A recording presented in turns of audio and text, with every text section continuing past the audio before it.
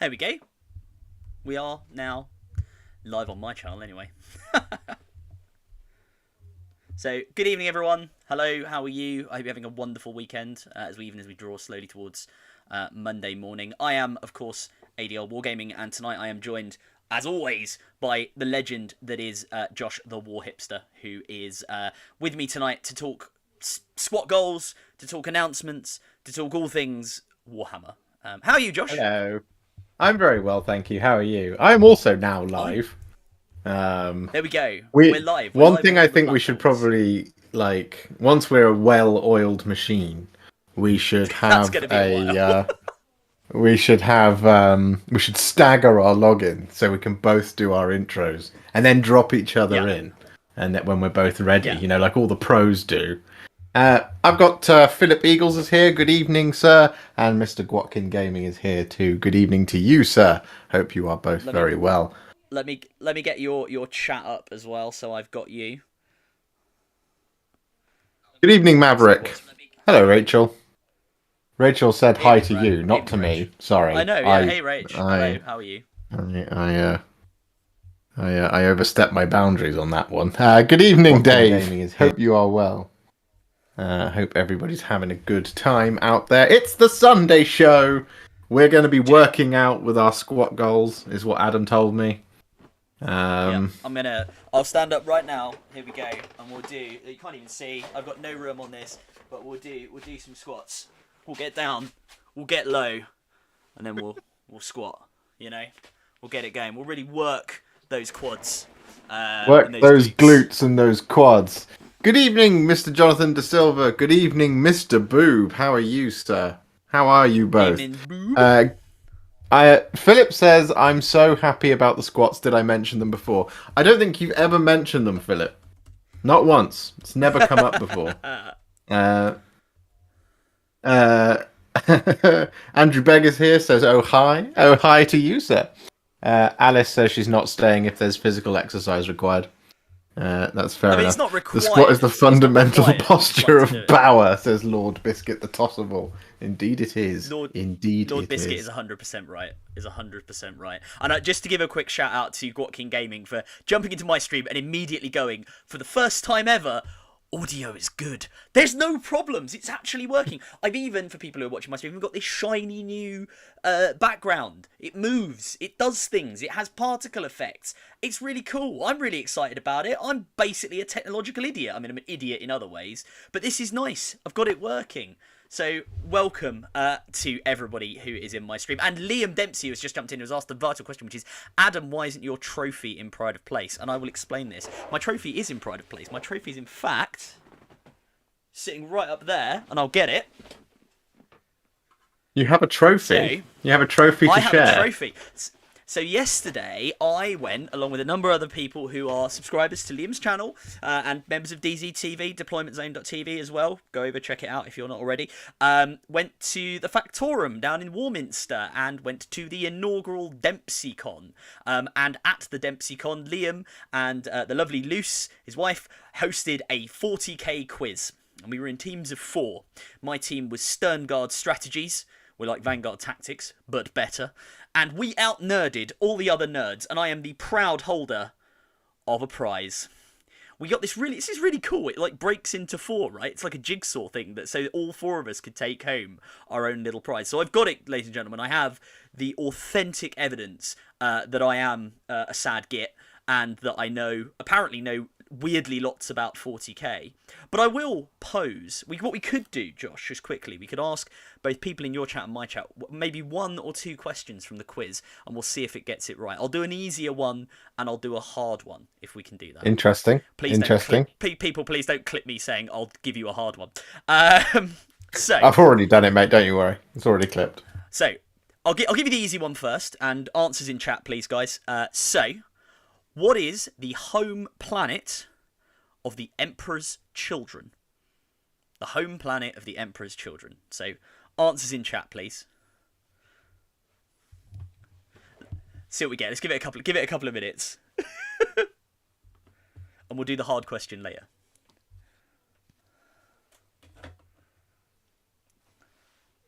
Jazz. Andrew Begg says Jazzland in your chat. That's quite interesting. Jazzland. Ja- It's Jazzland. not correct. I can definitively tell you. Unfortunately, Andrew, it is not Jazzland.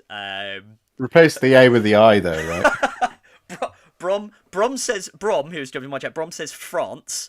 And that will France. please my friend, your friend Quipster, our friend Alex, who insists that Fulgrim is in fact French, and that Fulgrim should be walking around sort of going, yes, I've cut the head off Ferrus Manus, I'm not a happy boy, with a sort of cod French accent, like something out of Allo Allo, which is an interesting take. Andrew has explained further that it's where the Sound Marines come from, and you're very, very correct. Mr. Biltong Boob says Sexyland, and Lord Biscuit the Tossable says the Emperor's mum.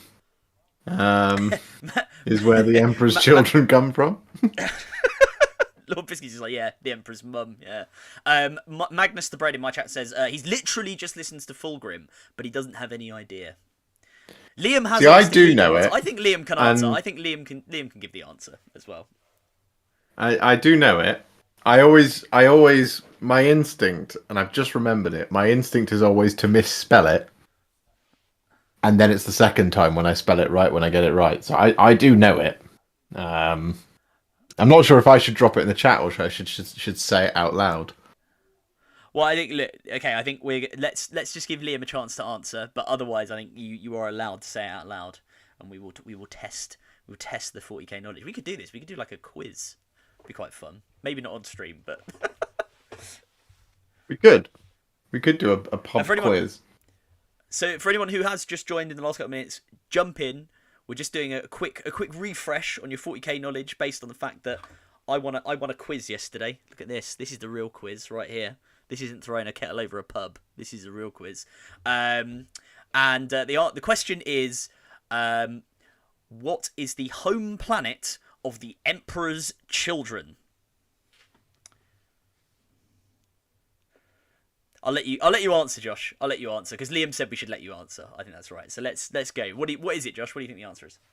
So what I was saying, I always misspell it at first because I always want to call it chemist because I think chemist, but it's not chemist. It's chemos. Chemos. We have a winner, ladies and gentlemen. I think I should hand this over right now. Yes, it is chemos. Yes, absolutely right. It is chemos. I can give you the really hard question, and we can see if anyone can answer it without Googling, which, given that we have no way of checking if they're Googling, frankly, all of you in chat can just Google this. And I got this wrong. I gave an alternative answer, which was a decent guess, but was actually completely wrong. The question is as follows, and we'll let this sort of stew in the background of chat. We'll let it mature like a fine wine. The question is, what was the only band that was ever signed to the short-lived Warhammer record label? That's right, Games Workshop had a record label. So yes, if you can give us the answer for that one, then you will win a prize of some sort. Genuinely, DM me and we'll sort something out because I think that's a really good question. So Liam, that is an excellent question. Choice, by the way. Yeah, that is an excellent question. That's a not many people are going to know this at all. Exactly. So yeah, what was the only band signed to the short-lived Warhammer record label? Drop the answer in chat if you know. Otherwise, you've probably got the rest of the stream to go off and Google it and let us know. Do you know who the most famous guest star was on the Only Band Records label? Played on it. Do you know who the most famous person to play on that record was? Yes, I do. Yeah, because that little fact nugget was dropped as well yesterday, which was good. Maverick says Guns N' Roses. It's pretty good. Andrew says the sound of people frantically Googling intensifies. Mr. Boob actually knows this. And Vilka Era is here. Hello, Vilka Era. How are you? What does it say? Yeah, first person. Do you know what? Seriously, first person to answer in chat will win some sort of prize. I will sort that out. We're going to start doing that. Let's get some interactivity.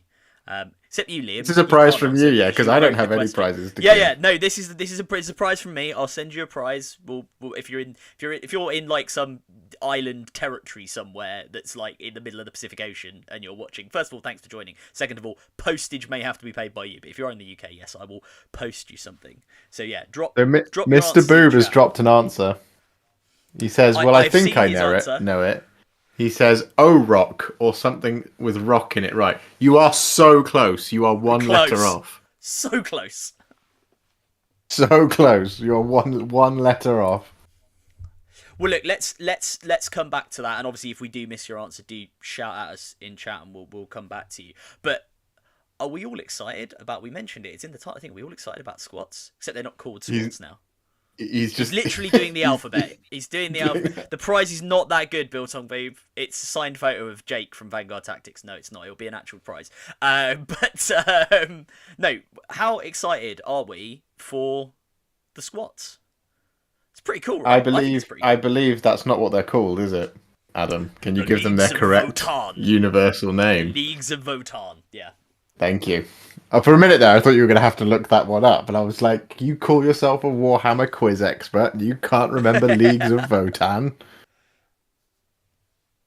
Yeah, I know. I think he looks really cool. He looks like he's wearing like little Gravis armor, the model they've previewed. He does. There's a lot of Gene Stealer Cults references in the design work here, right down to the same color palette.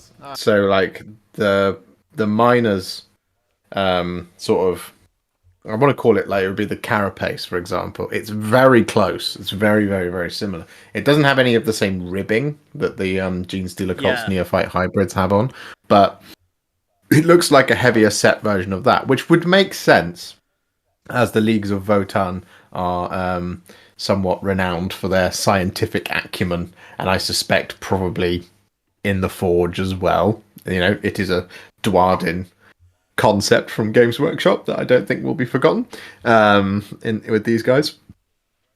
There's a lot of very interesting design elements within the model. I'm very, very interested by them. You can see, like, on the head, for example, it looks very, very Dwardy, but also there's kind of elements of, like, if you took the Ogryn heads and shrunk it right down, it's very, very interesting. If you look at the distribution of the features, very highly detailed, which is very, very exciting. He's also on the picture that we've got. It looks like he has a bionic foot. Yes, yeah. He's like kind of, because some people said he's got very thin ankles, you know, which is fair. But he's wearing like big trousers. He's got his like pantaloons on. I've had some people join in chat. Castellan and Ginger Steve who were at yesterday at the Dempsey Con, and welcome guys. Good evening. Thanks for joining us. And you, Dats and Des as well. And Dats and Des, I would say, was on the winning team. He was part of Sterngard Strategies. So Dats and Des, absolute legend. Helping us with the quiz victory. And what's happening, what you've missed, guys, is we were just dropping some of the questions from the quiz. None of you were allowed to answer because you were there into the stream just to see if people could get them. And I will say, just before we go back to talking about squats, we have a winner. We have a winner of the prize. Because I asked the question from Liam's quiz, which was, what was the first or the only band that was on the short-lived Warhammer record label? Because it's a great question. And I said that whoever dropped it in either my chat or Josh's chat would win a prize. And I'm going to be true to my word. And the winner is Biltong Boob, absolutely right, with D-Rock. D-Rock were the band that was signed to the record label. I will say, just to recommend some other people in the hobby as well, even though we like to plug our own YouTube channels, Snipe and Wib. If you've not seen Snipe and Wib, go and check them out on YouTube. They have actually done an excellent video on the Warhammer record label, as well as a whole bunch of other like GW nostalgia, and I love their content, so do go and check them out. They're really, really, really good. Really good. Do you know what the name of the album was? This was the bonus point, and I don't know the name of the album. The name of the album was Oblivion. Nice, there we go. Do you know what the cover art was? Yes, wasn't the cover art the was it the Crimson Fists thing with the? No, Close. it was It's the it was the box it's art with the picture of the guy that looks like Sylvester Stallone. Not Sylvester Stallone. yes, that's the one. Oh, what's It's his name? it's the same box art that they used on the Epic Space Marine, the Epic Yes. game, So with the the Space one Marine I that looks just like Sylvester Stallone on it. no, it's not Sylvester Stallone. It's from the gangster movie Oh, Al with Pacino, Al Scarface. Pacino. Say hello to my little friend. You know. Yeah. Evening Heretic Dave in my chat. As you can see, we're just talking about quiz questions. The answer I gave, again, we will get back to squats, guys, don't worry, and other announcements. The answer I gave was actually Bolt Thrower. And Bolt Thrower were a band that used like Warhammer lore stuff in their music, in their titles for their songs, and their cover art they just took the famous Crimson Fist picture with them all sort of piled Yeah. up, where the guy's holding the orc head. They actually used that, so that was my answer. But as Liam absolutely correctly pointed out, they were never signed to the Warhammer Records label. They just used the Warhammer kind of GWIP effectively for their music. So again, this is all covered in there's a good Snipe and Whip video on this. Go and check it out if you're interested after the stream, because it is really good. I should just mention, thank you so much, Castellan, for becoming a member. That's very, very, very kind of you. Welcome to the gang. Make sure to join us on the Discord. You'll have a lot of fun there. Sebareth is here. He says, "Evening, gents. What accent would the squats have?" Well, traditionally, the squats being a Dwarden race, and I'm saying Dwarden because that's the in-universe Age of Sigmar term for a dwarf. But the kind of the typical thing is that they have a Scots accent. They may become a little bit further down to being like Carlisle or even just a little bit further to Newcastle, but typically they have a Scots accent. Well, I mean, John Rhys Davies obviously is Welsh, who was played Gimli in Lord of the Rings, and I thought his sort of North Wales kind of quite gravelly, They say there are no dwarf women. Like that kind of works as well. I think there's a lot of regional UK accents that will work. I will just give a shout out to Ginger Steve in my chat, who's come up with a very good pun. He said, describing D-Rock's use of the artwork, he said, "That was an epic piece of artwork." Nice. Excellent. Ginger Steve, by the way, if you're a DZ TV person, you're in the chat, check out Ginger Steve, because he's a celebrity in and of himself, and he has extremely bright hair, shall we say. That's a reference to the quiz yesterday for anyone who was there. Rez is said that we now have to conduct the rest of the stream in Scottish accents. Now, whilst I would be willing to give that a go, Rez, I also really don't want to offend anyone, which I would. Yeah, I don't. I would offend people. It would be a terrible idea. Rich is also saying that he's excited for a new faction. Plus, it's classic GW to release a new faction when they haven't even sorted the game out. Like, maybe fix the existing factions first. Lol.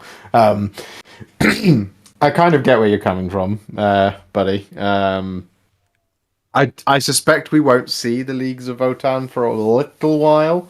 They're probably about 6 months out, I would say, 6 to 8 months. And we haven't even had all of our codexes out yet, because there's a couple of very big, important ones that have not dropped yet.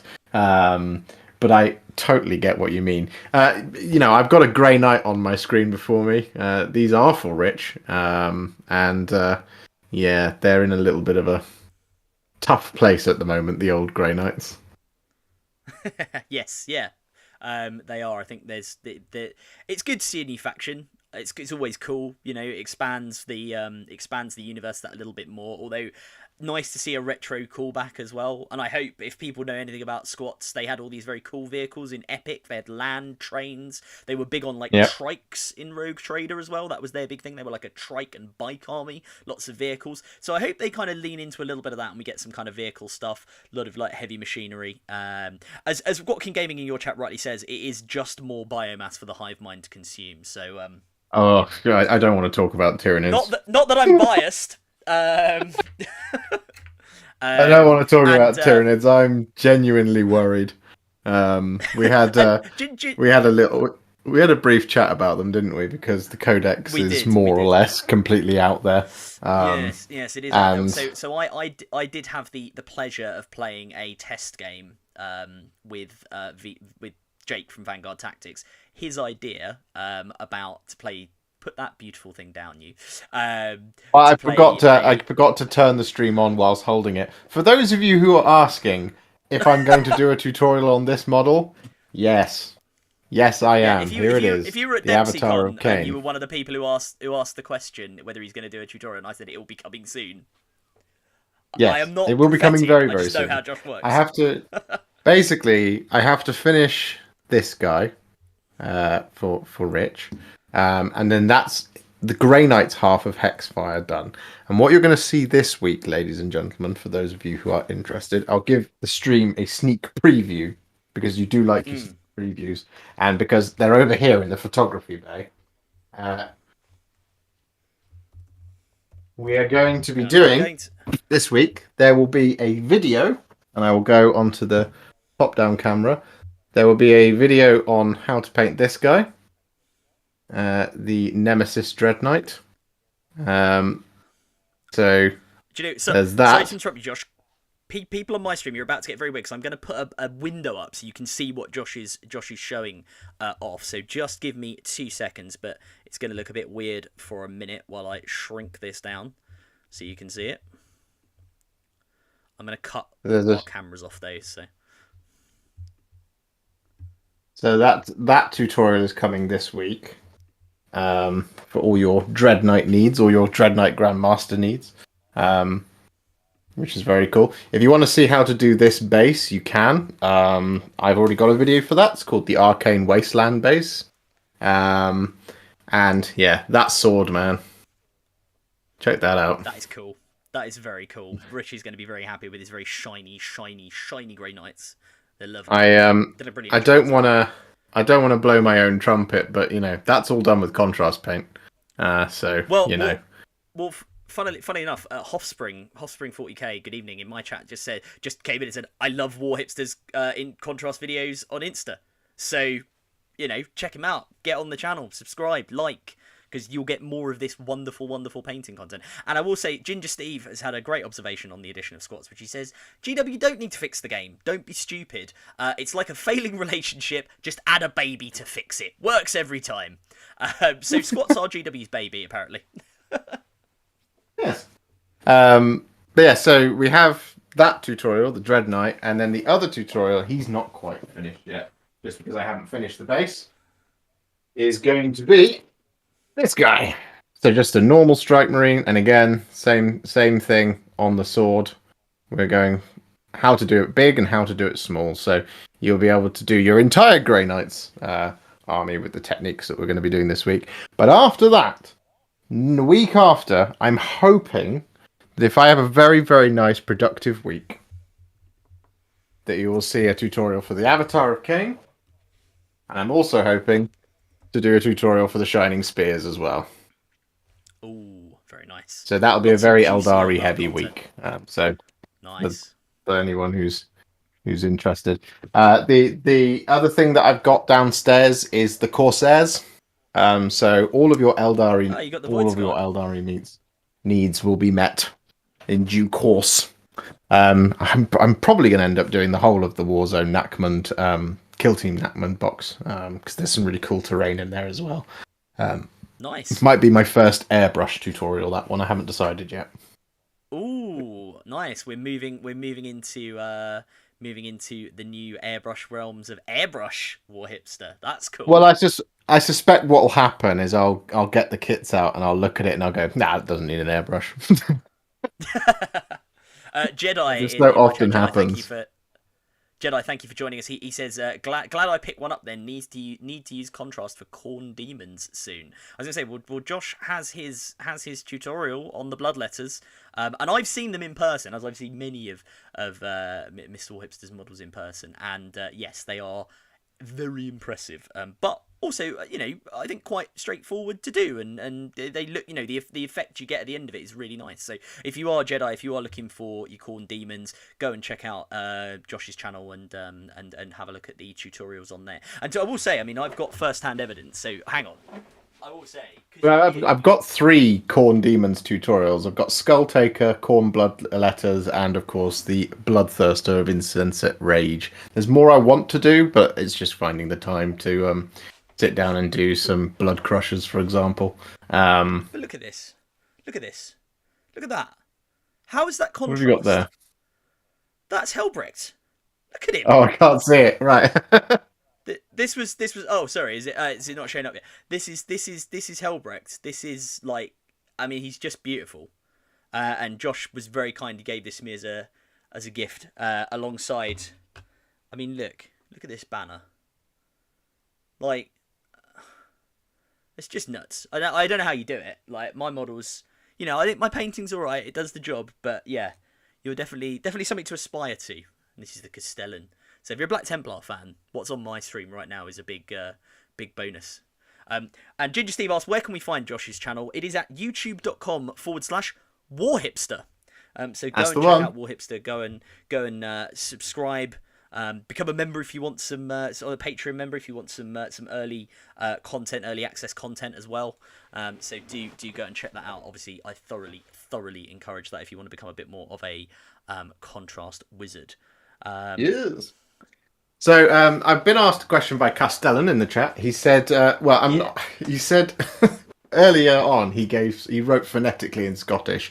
I'm not going to try it because I am just going to offend everybody. Philip Eagle says, I imagine a lot of people will be jumping on a squat land train, but I've been waiting 30 years for this. Yeah, Philip, you deserve to be first in the queue to get as many squats as you like. Andrew Begg says, I'm excited for squats. Very little in 40k excites me. I really like GSC until I realised I'd need about 700 of them squats.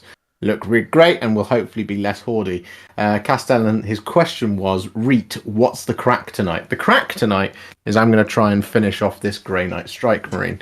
And yes. I'm going to talk about announcements and squats and various other things. Actually, there is one more serious topic I would like to cover, which we can talk about as well.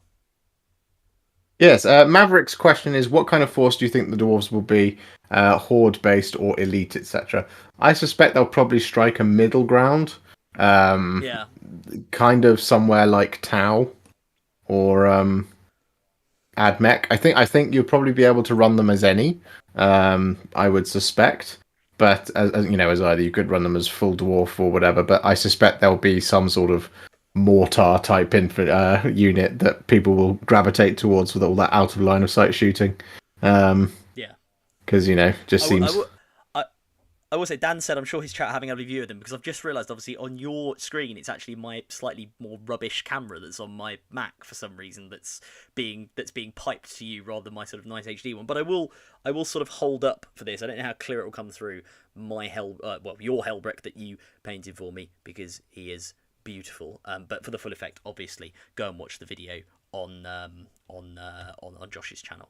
I was about to say, if you want to. Yeah. If you want to see how to do Helbrecht, you can check out the video. And actually, very recently, I have just finished the Emperor's Champion as well. So that's all of the Black Templars characters for now. The Castellan, Helbrecht, Grimaldus, and the Emperor's Champion. So if for anybody who's looking to start a Black Templars force and you want to do some centerpiece models, it's crazy how many centerpiece models they have, the Black Templars. Helbrecht being a classic example of it, but Grimaldus and his retinue, definitely a sort of centerpiece to add to any kind of aspiring crusader, and the Emperor's Champion himself, of course. But yes, they are now all done. The only thing I haven't done really that's new is the neophytes and the sword brethren, but probably won't be doing a video on those guys just because I've done Black Templars, Intercessors before, and then from the rest of the videos, I'm sure you can figure it out. But, if the demand is higher, we'll end up doing it anyway. I was going to say, there is a... Philip Eagle says, I'm hoping we see some leather long-coated Lemmy biker dwarves. Anything would be good for me. That's pretty cool. I agree. I hope we see some biker dwarves. I was going to touch just briefly, before we go back to being much less serious about everything on a slightly more not serious topic, but something I saw today and something that I've seen people talking about on sort of Twitter today in terms of 40k and about the squats. So if I may, the one thing I have seen is quite a few people being, or not a minority, but a vocal minority, being like relentlessly negative about them for zero reason. I've seen a couple of videos already that have gone up about like why squats will be rubbish or why Games Workshop is going to ruin squats. And it's quite heartening actually to see that a lot of the reaction. I don't know what people think about that in chat, but it's quite heartening to see a lot of the reaction to it has just been like, oh, for God's sake, just give it a rest. Like, can we? It's fine to be critical of, like, as you said earlier, if they should probably fix the game or release all the codexes before they announce something new. Although that said, as you say, I think it will be a while before they come out and actually are released in the world. But like, it'd just be nice to have one weekend or something where we don't just have videos being like, it's the worst thing ever. You're ruining the hobby. It's like, oh, this is really cool. It's like an old retro thing that people are excited about. But yeah, I don't know. Sorry, that was my moment of like, because there's reasonable criticism. There's reasonable criticism, and that's fine. You can be critical of GW. You can be critical of anything. You can be critical of any organisation, right? That's fine. Apart from me, because it will hurt me. But don't be, Apart from don't be critical of Warhipster. Don't be critical of Warhipster. But you can be critical of anything that GW does, obviously. But like, when it's not reasonable, when it's just stuff like that, when it's like they've announced one model, they've announced a range, they have shown you one model, and your immediate reaction is, I'm gonna go off and make some content, which is, this is the worst thing ever. They've ruined the hobby. Yeah. This is how it's going to be bad. And it's like, come on, guys, can we just give it a chance? Can we give it a go? Like, this should be fun. The hobby should be fun. We're supposed to have fun. It's actually funny because it's something my other half says to me all the time when I get annoyed about painting something. I'm like, oh, I'm going to finish that bloody Morlock tonight or something. And she's like, you are supposed to be enjoying this, right? And I feel like it's that on a kind of macro scale. And I know the algorithm. I mean, my channel is tiny. I know the algorithm on YouTube certainly lives off of negativity. It likes clickbait. Look, I get it. If it's your job, your income, there is sense in kind of leaning into that to kind of drive views and stuff. But it's just like, oh, can we just be positive and happy about things? I don't know. Maybe I'm miserable. I will say hello, Kataro. Thank you for joining us, and hi, Eddie, who was also on the team of victory. I'll hold it up there because you probably can't see it. Your viewers probably can't see it on their chat. He was on the team of victory at the quiz as well. So hello, Eddie. Thank you for joining us this evening. We are talking about announcements, squats, and anything else you want us to talk about, really. So Castellan says some of the reasons that they're mad is because GW just nuked them for no reason and how they think it's Primaris 2.0 again. I know the reason why the squats didn't get I think it was a second ed codex or a third ed codex. I know why it went away. It was because they were trying to write it. If you look it up, there is an interview with the guys who wrote all the codexes at the time, and one of them said, we were trying to write it and it just didn't make any sense. And so, like, we just decided that, like, it wasn't going to be good enough and it didn't fit with our story at the time that we were trying to tell. So they ended up not doing it, but they put it on the back burner and said, when we get the inspiration to make it so that it will fit with everything, then it will 100% happen. Clearly it hasn't clicked until now. So it's interesting because in many ways they kind of QA'd themselves out of doing a book. Yeah, which is really interesting. I thought at the time when I read it, because they occupy a favorite place in the sort of Games Workshop lexicon, as it were. Like yes, yeah, definitely. There's three things I always think of what people seem to constantly shout about wanting. It's the squats. It is a plastic Thunderhawk.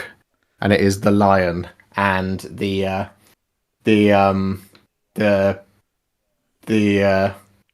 thing people seem to want is they want the lion riding a plastic Thunderhawk that's full of squats. Which I can vibe with. In the wardrobe joke there. Maverick says, as a BA player, we are terrible at the moment, but it's a hobby. New models, brilliant, more to paint. Absolutely. Katara says they should bring out Skaven in the 40k. In my opinion, I agree with you know you. what? I've seen a few people saying that Space Skaven or something similar, and you know what? Yeah, fine. Let's have more Xenos stuff, like whatever. You know, I nothing think wrong with that. Skaven really would fit with 40k. Yeah, I think they absolutely would fit with 40k because they are. I mean, in Age of Sigmar at the moment, uh, they are they are part of the pantheon of chaos. They are, they occupied the space that Slanesh left Hmm. when Slanesh was imprisoned by the Eldari. Not the Locked in a Eldari, box. sorry, the elven gods. Lumineth. Alice has The asked, elven why are gods. they called squats? The reason they're called squats is because they are squat of stature. That's why. Yeah, they're abhumans who are shorter, basically. But I think Yeah. Games Workshop have sort of realised that probably calling them squats is a little bit, politically incorrect, shall we say. So they've gone with the, to be fair, much cooler sounding Leagues of Votan, which is how I'm choosing to pronounce it. I will say in my chat there has been a horrendous accusation, a dastardly accusation against my person and the persons of Datsun Des and Seb and Eddie who were on my team, which is from Dave B. He said we cheated in the quiz and we copied the answers of the team, the Northern Monkeys. And I will say that we did not copy the answers of the team, the Northern Monkeys. Dave, I challenge you. And I will tell you why we didn't copy their answers. And this is one we got wrong as well, because when asked the question, what is the overwhelmingly main thing that Imperial agri-worlds produce according to the law, they gave the answer, which, to be fair, I actually think was reasonable, which is baked beans. So, if you're a fan of baked beans, the Imperium, as defined by the Team Northern Monkeys at DempseyCon, is a wonderful place to live. If you're not a fan of baked beans, perhaps less so. The answer to that question. Apparently it's corn. We put Corn. grox because they always talk about grox, right? Like when they talk about corpse starch, which is obviously They made of do. dead stuff. But grox meat is always talked about all the time, and a grox I think is a sort of space cow, basically. So we went with grox, and that was wrong. It's corn. It's a very prosaic answer. It's corn that they produce, not the cool corn, not the chaos god, just regular old Nebraska corn. They do still call them squats in Necromunda, which is interesting. But They do. They do. yeah, Have that's they? why they're called Is squats, it? Alice. Is it the two? Is it in Necromunda? Is it the two little twins who are the squat characters, or are I they think meant to so. be Yeah, I don't the know enough about them to ratling be able to give you a sliders definitive deserving death? answer. So Depth Walker says, "I'm surprised they didn't go with the Demiurge name for the new squat faction. I think that's because Depth Walker, the Demiurge or Demiurge, whatever, however it's spelled, I think they are a separate sort of alien race that are very similar in kind of like they're like traders, but they're part of the Tau." Or they certainly interact with the Tau Empire, because I think if you've played the like Battlefleet Gothic games, you can, there are like demiurge ships maybe in that. I don't know. I may be the Armada game. I mean, I may be completely wrong. People just let us know in chat. But yeah, the demiurge ones were part of the Tau, I believe. You know, I'm mad. I'm mad that it's the Leagues of Votan and it's not the Hrud. No, I'm joking. Hrud. You just get a. Well, look here. I'll make you a Hrud right now out of this blob of blue tack. I'll literally just hang on. Give it some. This could be Mr. Biltong Nice. Boob's prize. An authentic GW Hrud. What was Rez's Hang on. question? Alice is asking me to the thing. Yeah. So I've made a Hrud. I don't know if people can see that. He's got some eyes and a little mouth, and I'll hold it up to this camera as well. Hope you can see that. Probably not. But I've made a Hrud. There you go, Biltong. That's your prize, mate. All right, so Rez is saying, for a newish person to the hobby, what are squats? What they do? What's their purpose? Where do they fit? So they much like with the Ogryn, they are an abhuman mutant sector of the Imperium. However, unlike the Ogryn, they are very, very clever, and so they form their own societies, and they generally occupy roles that are more suited to kind of engineers, and scientists and armorers and all this kind of thing. And they have, as we saw in the article, there is the Leagues of Votan now, but they have kind of created their own sort of little nation that isn't so closely governed by the superstition of the Imperium. So it's going to be very interesting to see where they're at now. They were very, they were like a, they were kind of almost like a kind of an alternative to the AdMech in a way. Yeah. Because that's kind of what they specialize in. The ratlinks, I think, are a form or part of the squat kind of mythos. They're certainly they're like another abhuman, aren't they? They're like another abhuman. Or they're another abhuman. I can't. Yeah. It gets very, very confusing because the ratlinks are closer to sort of halflings than they are dwarf. But yeah, they kind of occupy a very interesting, an interesting kind of corner of the lore. But it's going to be the codex is going to reveal a lot more than we ever knew before. It's kind of all been. Yeah. Their first book was, I think it was first or second ed. I can't remember, but like back then there wasn't this much. Yeah, they were an OG Rogue Trader thing. They were first edition and epic. I will say the reason, by the way, the lore reason why they are small is because they lived on planets that were close to the galactic center, which had higher gravity and loads of minerals. So they became shorter and started mining things. Not at all like fantasy dwarves. Completely different original idea. But yeah, that was the sci-fi explanation for why originally they were normal humans or humans of average height, and they settled on these worlds that were tough and had strong gravity, and they over time they sort of shrunk. And they were also living underground as well, because these planets were quite harsh places to live. So again, they became little itty bitty people who had really cool technology. And they kept, according to the article, they kept most of their stuff from Old Night. Yes, so they've got some pre-age. Yeah, they've got some interesting toys that are downright heretical, is what the article said. So yeah, I'm very interested to see what space they occupy within the 40k universe from this point onwards. Yeah, so I've been asked a quick question by Dave on my chat, which is how did my game versus Mr. Imprisoned VT Jake from Vanguard Tactics. Again, go check out Vanguard Tactics. Jake's a lovely human being and an excellent 40k player, and he played me yesterday with his games workshop with his Gene Stealer cults. Different G for my GSC rather than GW. To answer your question, Dave, in terms of how the games went or how the game went, the Hive Fleet turned up. The lore behind this was the GSC. They'd had their uprising. They'd won on the planet we were on. They had called out to the Star Gods. The Star Gods had turned up, and basically they'd gone, oh bollocks, this is not what we were expecting. The psychic conditioning had evidently worn off, and the Hive Fleet did what the Hive Fleet does best, and we turned them into soup.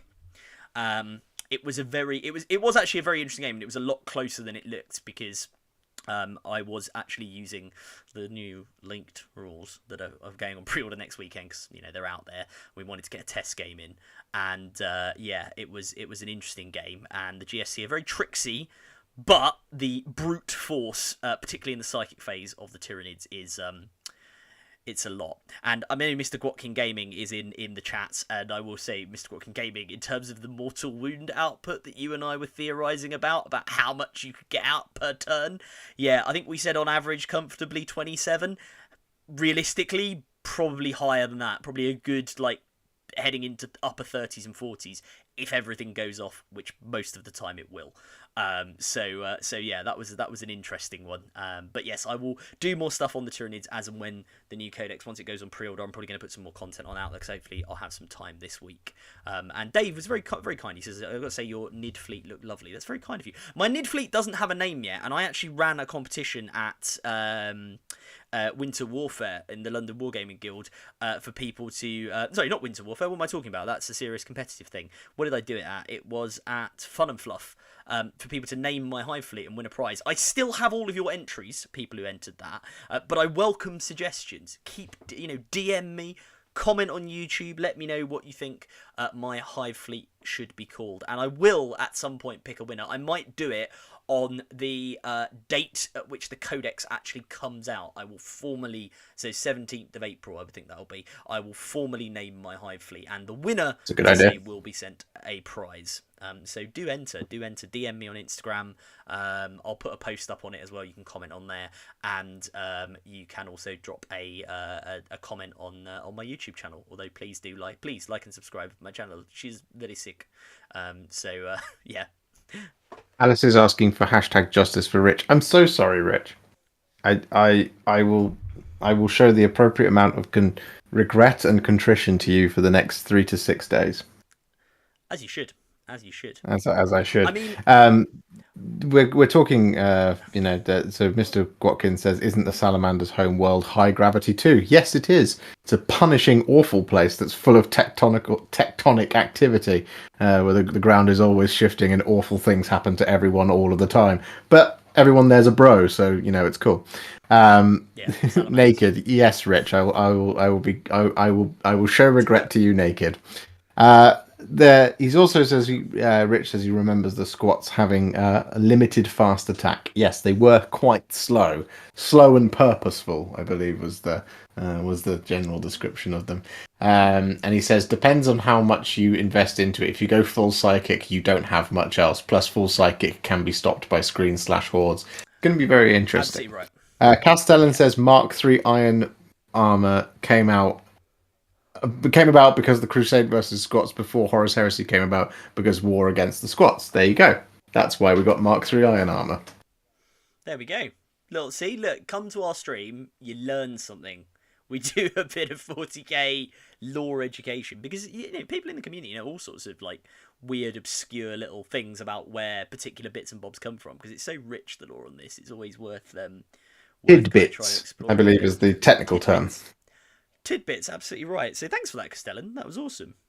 And yes, Dave B says he hopes that squats are vehicle heavy, and Castellan said they had bikes and buggies. They certainly did. Bikes, buggies, and in Epic they had the land train. They had airships of a kind, and they had lots of sort of big artillery weapons as well. So they were quite heavy on that. So hopefully with this announcement, they've said they have access to pre like Age of Darkness, old ancient tech.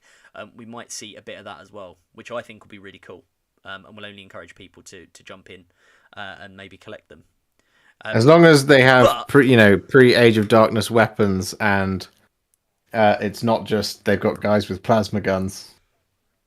Yeah, lots. Maybe we'll see. Maybe we'll see lots of Volkite. That can't possibly go wrong. But something like that. I think it is. It also makes me mad that Volkite was supposed to be extremely rare, and now it just isn't. Yeah, but that's like I think that's always one of those things, isn't it? With and people in chat, let us know what you think of this. But I always think you do when you're playing the tabletop game, particularly if you're doing narrative, maybe you want to stick with those stringent rules. But I do think it's an interesting one. That like to take a competitive, even a Space Marine army, right? And Space Marines aren't top of the competitive meta at the moment by any means. In fact, they're a long way from the top of the meta. Ultramarines are sitting on a 30% win rate at the moment. Sorry, Gilliman.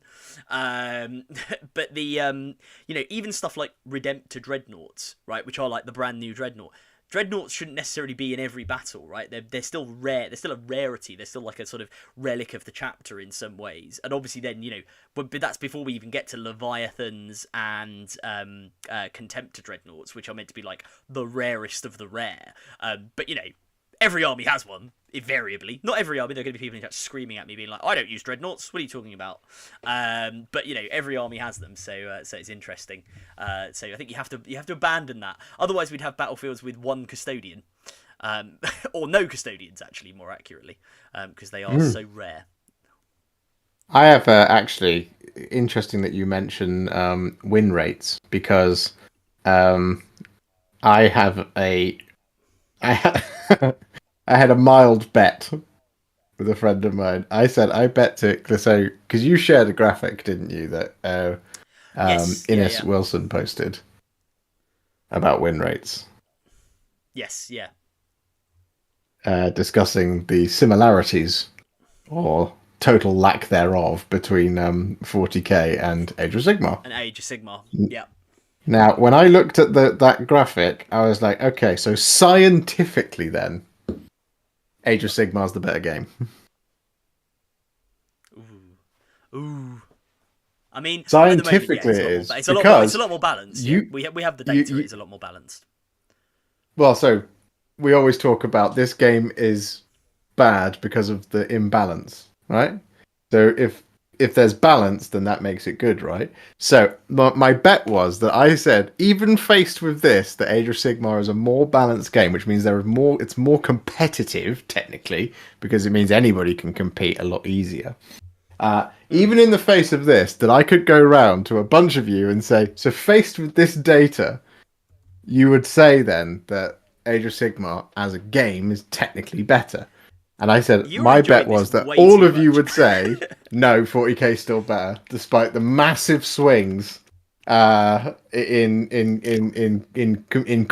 competitive play, as it were. And I would like to get your thoughts on that because if I say to you, Age of Sigmar is a better game, what is your response then?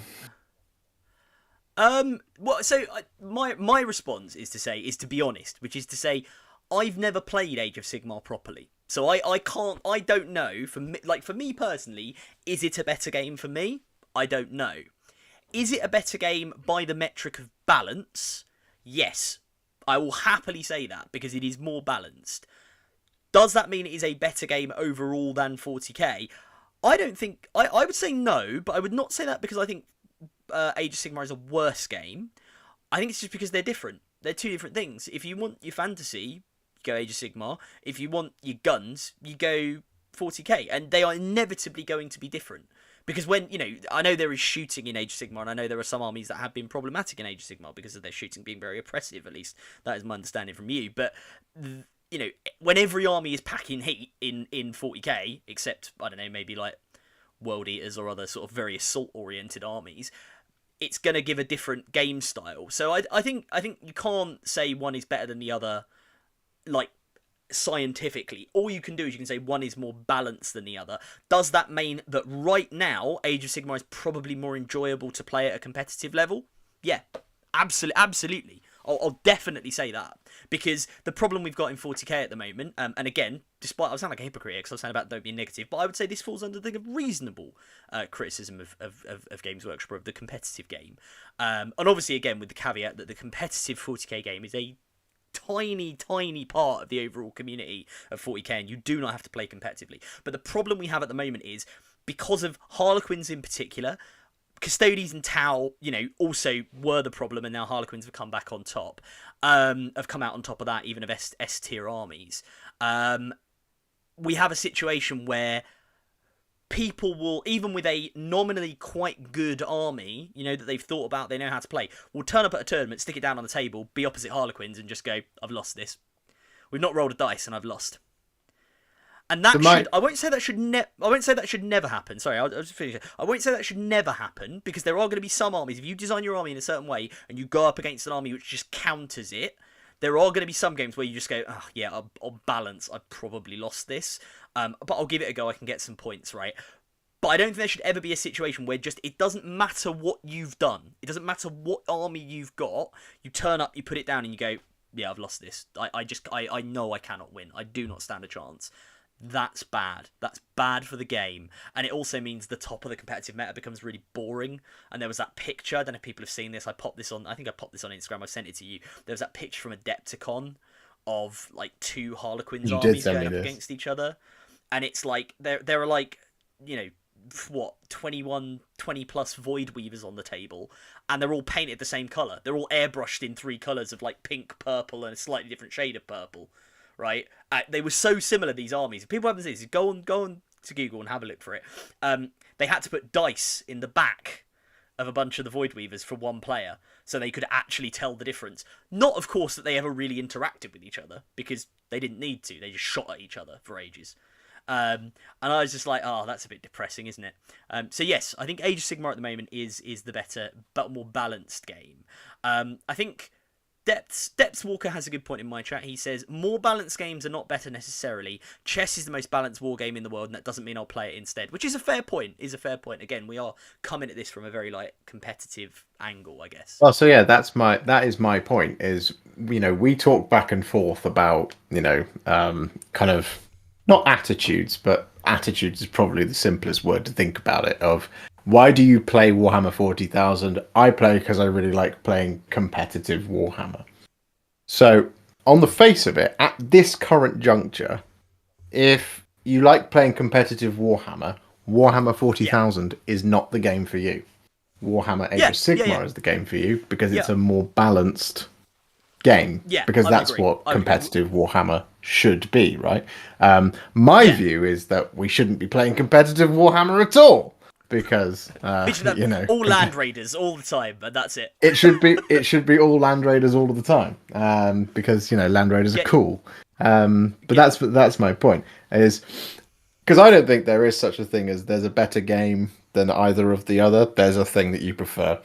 My favourite all-time faction across all of the games, as it stands right now, is Stormcast Eternals. So for me, that means Age of Sigmar is my favourite. Is my favourite of the two games, just because I absolutely adore the Stormcast Eternals. I also adore Space Marines, but Stormcast have very much replaced them as my favourite. I absolutely adore them. Just the whole thing. I will just say, Ginger Steve in my chat has come out with possibly a controversial hot take. And if people don't know Ginger Steve, he's a brilliant member of the Deployment Zone DZTV community. And I had the pleasure of meeting him in person yesterday as well for the first time, which was wonderful. But Steve is good at hot takes. He's good at spicy hot takes. And he says the following, Josh, in response to this question. He says, can you scientifically say one game is more balanced compared to the other when one is played by 12-year-olds and the other one is played by my master sportsman? Is Rounders better than baseball? Nobody wins when they play Rounders because they're playing Rounders. Baseball has massive teams that win again and again. So there you go. AOS is a game played by 12-year-olds, and we're played by master sportsmen. I think is where that's going. I don't know. Steve, feel free to answer this before Josh kills me. Interesting. No, that's interesting. I would say Warhammer 40,000 is a game played by 12-year-olds that pick their ball up and go home with it. That's being generous, mate. I'd say we're all 10-year-olds, most of us at best. I put myself in that bracket for sure. D&D is the best, is what Rez says. Well, yeah, I mean, D&D... Can you imagine if people, I know when a new edition of D&D comes out, there are people who don't like it. So, 5th edition D&D is a lot simpler than 4th and even 3rd. 3rd edition was really bad. It was really, really complicated. And D&D is very simple. Albeit it has a lot of complexity, it is a lot simpler as a game. But can you imagine if people spent time doing competitive D&D? I think you'll find that in a previous adventure, I picked up the Cloak of Invulnerability, and the fact you have not remembered it at DM is deeply troubling to me as a member of your party, but I cannot be touched. I also have an item which allows me to cast an instant death spell on all of you, so I win. That is... I think the best game Greg, out of them all is... Character. The best game out of all of them is Elden Ring, so, Elden Ring, the one I haven't played yet, but I've spoken to many people who... My friend of mine at work, I was speaking to him, and he was like, yeah, I was going to have a really productive weekend last weekend, and, then I started playing Elden Ring, and then it was Sunday night. He's like, I'm pretty sure my girlfriend's mad at me. So this is what I always say to my other half, to Kelly, whenever she moans about my Warhammer. I'm like, listen, yeah. Don't know why I put this voice on. Listen, yeah. I could be doing me Warhammer, or I could be playing Elden Ring all day. You decide. I've turned into Tony Harrison from the Mighty Boosh, if anyone remembers that character reference. This is an outrage. But yes, that's what I always say to her. I'm like, it's either that or I could spend, thousands of pounds on a season ticket for football and travel and all that. But, if you like that sort of thing, do what appeals to you. For me, it's plastic soldiering. Rich says he completed Elden Ring the other day. Well done, buddy. Did you do all of the bosses, or did you Completed kind it, of mate. stick to the main track? Because I didn't do all of them. I skipped a lot of kind of optional bosses because it just came a certain point in the game where I was like, nah, I just want to get to the end of this now. Because I was going to say, as someone who's never played this, it sounded like you were just throwing a crap load of shade there, where you were just like, oh, Rich, you've completed it, but have you done all of the bosses? Or did you just take the normie route and do the main missions? You absolute... So the one I'm interested to know is if you fought Melania.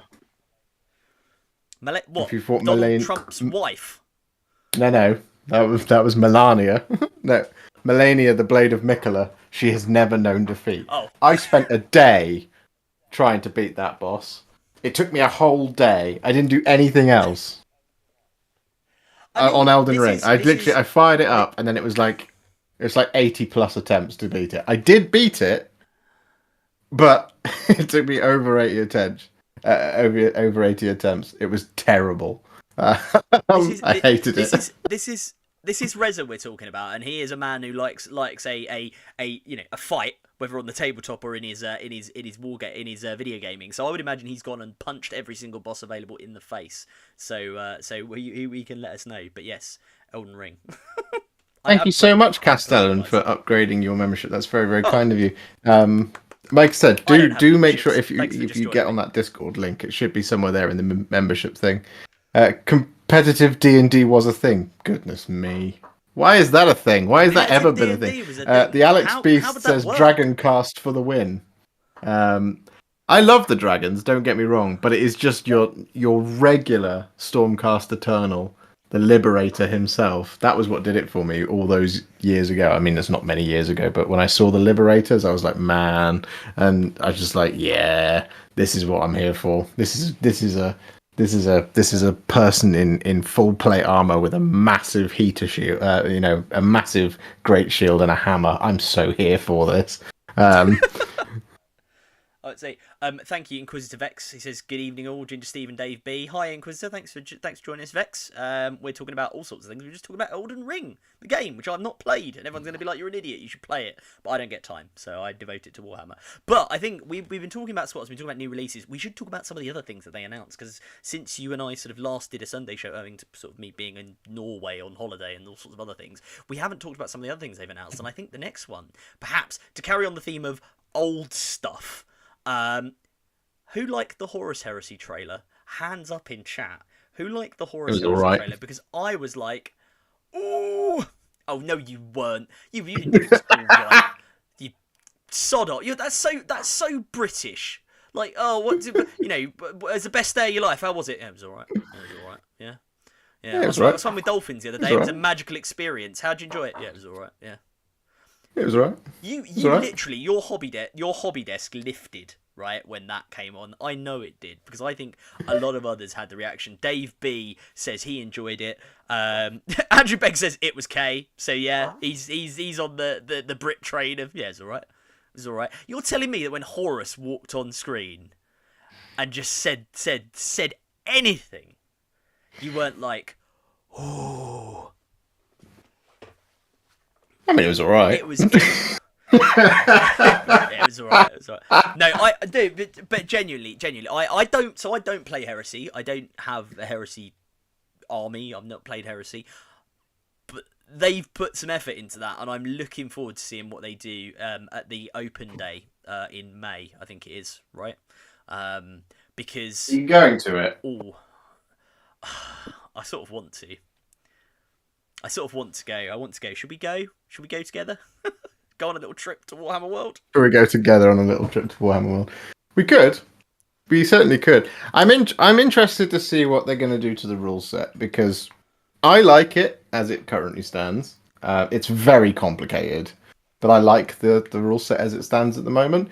I'll be interested to see if they're going to massively simplify it for a kind of wider appeal. That's going to be very interesting. Because it's kind of it's 7th edition plus, isn't it? Like it's 7th edition with other developments on it. Yeah. Well, it's technically 7th edition minus and also plus at the same time. It's It's things like, and they shall know no fear as a rule doesn't really exist in Thingy because it wouldn't make sense to.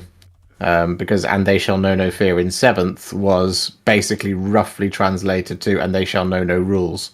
Because they weren't affected by most of the things. Like if they failed a morale check in the olden days, if you failed a morale check, you would actually have to move your unit away. You'd actually have to run away. Yeah, the Space Marines just did that, but then immediately regrouped. So you wouldn't really run the risk of them having run off the table, which a lot of other armies used to have to contend with if they had poor morale, for example. They also I think they could just choose to pass things like pinning checks and all this kind of stuff. So that's not a thing in Age of Darkness. Yeah, Age of Darkness.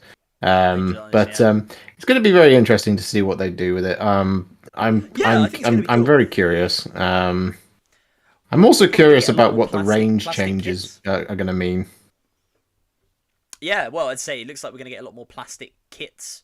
I think the people are suggesting a Leviathan, potentially a plastic Leviathan dreadnought, and there's certainly a sort of new variant of the Sicarian tank, it looks like. So that's quite cool. I mean, I'd just say Dave said, Ginger Steve said Horus Heresy trailer was great, was picking up the mother-in-law's dog's shit at the time. I got it all over my hand, felt like the Emperor. So there you go, that's what the Emperor felt like when he was dealing with Horus being a bit of a prat. And Inquisitive X says, trailer was good, although, to be honest, though, I thought Horus was actually a bad one at first. And I must admit, I think, honestly, initially, when I first saw it, I was like, huh, okay, interesting. But I think that's just because we see Abaddon so much, right? Like, because we're used to 40k, and this is the first depiction they've ever done of Horus, sort of, with animation and the voice, sort of voiceover. They've just never done that before. So, that's pretty cool. Well, that was good. Plus, he was murdering Imperial fists, which I'm fine with, to be honest. So that's okay. Dave in my chat says, I want Abaddon to get killed in 40k. I want Abaddon to get killed and G-Dubs to do a design your own Chaos Lord on an online modifier so you can choose your own fluff. As part of Chaos Guard, imagine Chaos Guard and Mauler Fiends or some Termies. Well, I mean, look, you can, Dave, you can design your own. There's nothing. There is nothing that is stopping you designing your own Chaos Lord. I mean, it's worth remembering if you want to be very narrative about it and very fluffy about it. Abaddon is obviously the most prominent of the leaders of the Chaos. The Heretic Astartes, the Chaos Space Marines, and the Force of Chaos and the Eye of Terror. He's the one who has risen to the mantle of Horus, effectively, and is sort of blessed by the four Chaos Gods. But he's not the only one. I'd seriously recommend as well reading Talon of Horus and Black Legion if you want a little window into Abaddon's rise to power and what the Eye of Terror was like before the Black Legion sort of really existed. But a lot of that still exists. There are other very powerful Chaos Lords out there that you could make up your own. I mean, one you only have to look at. People remember Huron Blackheart. Huron Blackheart is the former chapter master of the. Is it the Astral Claws, I think was his chapter? And he fell to chaos and basically became a sort of badass pirate lord in the Maelstrom.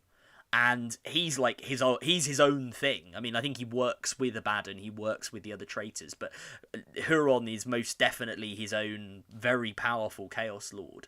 And actually looks quite similar to Abaddon. He's got a very similar like Talon kind of thing going on. Which is quite cool. So yeah, Dave, if you want to make up your own Chaos Lord, right, you go ahead. You can easily have a leader of a war band dedicated to a particular god. Okay, he says, but I'm lazy and I'm crap. There's a reason I call my old craft world blue tack. You are not crap. Never. You have little faith in yourself. I'm sure you could come up with a really cool Chaos Lord and a really cool bit of lore for your own war band. So I wouldn't worry about it. I wouldn't worry. Never say you're crap. You're not crap, Dave. You're not. This is a positive stream. We like positivity. We do like positivity here. Jonathan De Silva in your chat says, Chaos Lord sounds like some Dark Angels lore. So there we go. Jonathan De Silva, you win the prize for the Dark Angels joke. I'm fine with that. If you're a Dark Angels player, you may not be fine with that. That's fine. Dave does say, I'm joking, I'm awesome. So there you go. Good. You are awesome. I believe in you. And do you know what? There you go. There's a challenge for you. Next event we go to, that's there, whether it's a DZTV thing or if you come up to London, come to Bad Moon Cafe. I want to see your Chaos Lord. I want to see your custom Chaos Lord that you've made, built, drawn, sculpted out of, well, this is white tack, but out of blue tack right? I want to see him. I want to see it. I want to see you Chaos Lords. And if anyone else actually in chat, if anyone else in Josh's chat or my chat, if you have your own custom Chaos Warbands, please like DM me, drop a comment, let us know, because I think that's always cool. It's nice to see the lore that people have made up. What would you do, Josh, if you were coming up with a Chaos Warband? What would you go for? What would be your thing? What god would you follow, or all the gods? I feel like you've got to pick a lane, really. Eventually, you'll be made to choose one. So what would you come on then? What would you go for? What are we? Let's get into the mind of Warhipster. What are we doing chaos wise? Who's your favourite?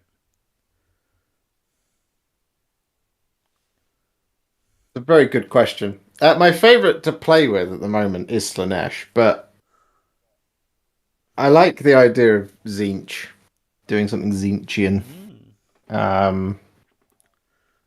Just because, you know, they're a lot cleverer in many ways. They're the cleverest of the Chaos Gods. They have their schemers, and you know, they're all of their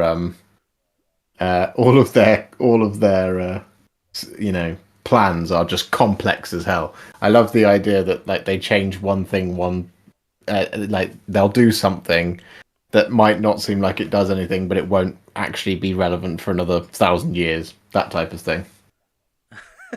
They're almost too clever for their own good, though, aren't they? Mm-hmm. That's going to be the interesting. Well, I mean, my lot are my Chaos Warband are the Obsidian Hatred. I have a name for them. They are a Chaos Warband that is you know, dedicated to all the gods and none of the gods, because I quite like what Perturabo, his attitude, and Abaddon, to be fair, and Horus to some extent, which is they sort of said, well, you know, we're not going to be controlled by the gods. We're not going to worship any one god. They can come, you know, they can sort of come to us and give us the gifts. Although Perturabo, I think, may have changed attitude slightly because he is now a demon prince. We know that in the lore. He's a demon prince residing in the Eye of Terror, which he refused. He's a techno demon prince. He's a techno demon prince. He's knocking out some banging tunes on his decks. He's Moby. Yeah, there you go. You heard it here first, ladies and gentlemen in chat. Perturabo, Primarch of the Iron Warriors, is in fact Moby. Early 2000s and late 90s techno music sensation, Moby. Nobody listens to techno, let's go. Immediately DMCA'd. Yes. I don't know, it's very difficult. Emily's here. Hello, Emily. Hello, Emily. Hope you're well. Slaanesh all the way. All the way. Yes. Oh. I mean, I've got. She is a fan of Slaanesh. She's doing some Empress Children herself. They're really cool. I got Keeper of Secrets I need to paint. If people in my stream probably see it more clearly than in yours, I'll lean back. There's a Keeper of Secrets up there. I don't know if people could see it, but I need to paint that. So, yeah. Good job. I've got a video for that, isn't it? It is a good job you've got a video of that. I'm trying to get my other half to paint the Keeper of Secrets because she built him, or her, or it. She built it, and she's also reading Fear to Tread at the moment, which features Kyrus the Perverse. Kyrus the Perverse, yeah, and the Blood Angels, of course. So yeah, she's very much enjoying the lore. We've got some good answers in chat actually. So Ginger Steve says if you want to play Chaos, just wait. For the rumored Angron release, I was nearly called them the Word Bearers then, and I was going to then go and sacrifice myself to Khorne, the World Eaters, who many rumours allege may be getting their own book, which will be very cool, but we shall have to see on that one. And he says, yeah, who wants to be clever when you can be hard? That's your... Yeah, that's my other clip moment there in the chat. I think Reza in the chat also agrees with Ginger Steve's position because he said, guess what god I would go for? And Reza is, if nothing else, a man of claiming skulls for the Skull Throne. Obviously, Emily's gone for Slaanesh. And Mr. Watkins says, Nurgle is my homeboy. Love the old school paint schemes. Very menacing. Very menacing. Can we talk about Lorgar for a second, says Jonathan. Got his ass handed to him for calling that Emperor God. Fast forward 10k years and he is still the bad guy. We found the Word Bearers fan this man Inquisition right here. No, you're not wrong. The Lectitio Divinitatis, the book of Lorgar, effectively, is the Bible of the Imperium, literally now. And that's one of the really interesting, fascinating things about Guilliman, which is he comes back into a world. And here we go, Josh. Look, this is seamless plug. You shouldn't announce it's a seamless plug, but I announce a seamless plug. Codex and Coffee, the podcast which Mr. Warhipster does with the other legend, the Warhammer girl, Rachel, who was in the chat earlier.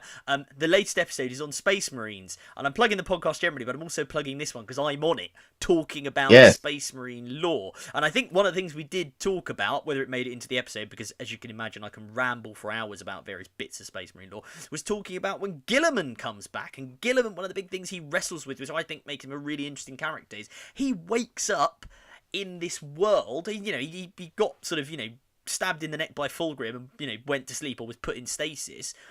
And as far as he was concerned, the Imperium, having just gone through the Horus Heresy in the period of the Scouring, it was going to be the secular, the Emperor was on the Golden Throne, but it was still going to be the secular Imperium that he had fought for during the Crusade. And he wakes up and goes, hang on a minute, what do you mean Dad's a god?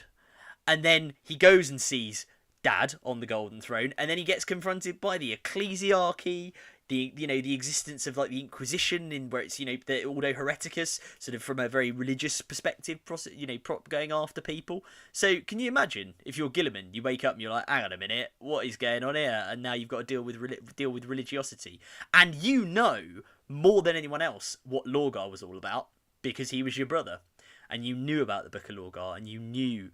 You sort of have much more of a knowledge than everyone else that this is where it all originally comes from.